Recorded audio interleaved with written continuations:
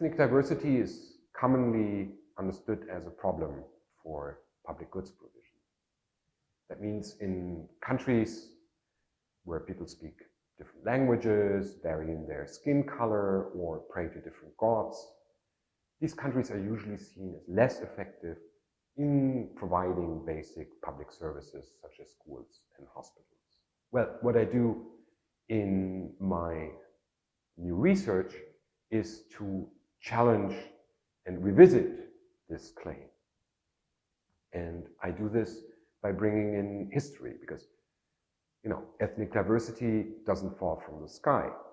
So what I ask is, how is ethnic diversity made and remade over time?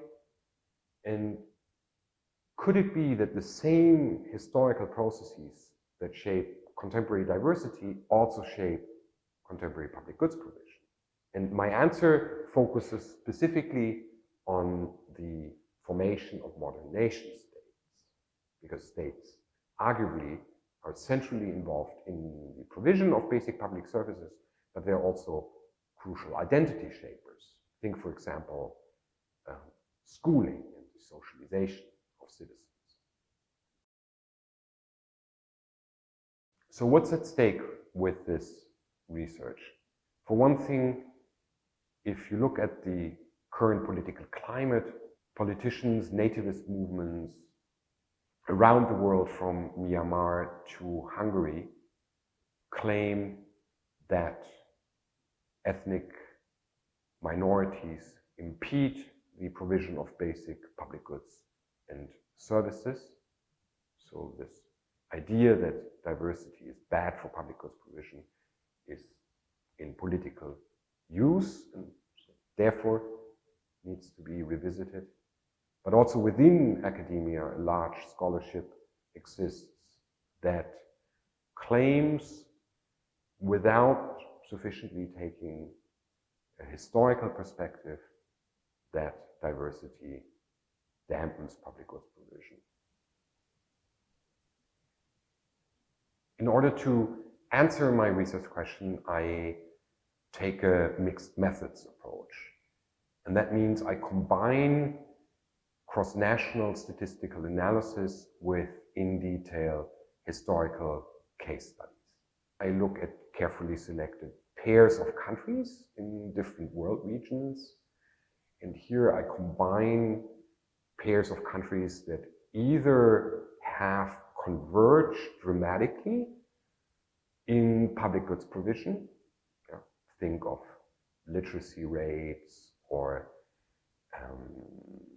infant mortality rates here that have converged over the last decades. And this convergence cannot be explained by levels of ethnic diversity.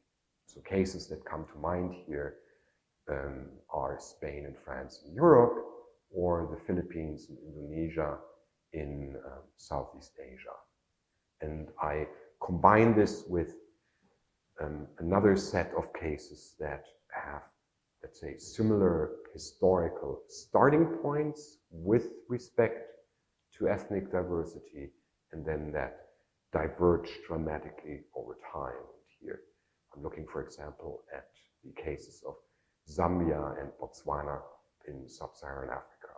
For the statistical analysis, I will create two new data sets, one on historical nation-building strategies based on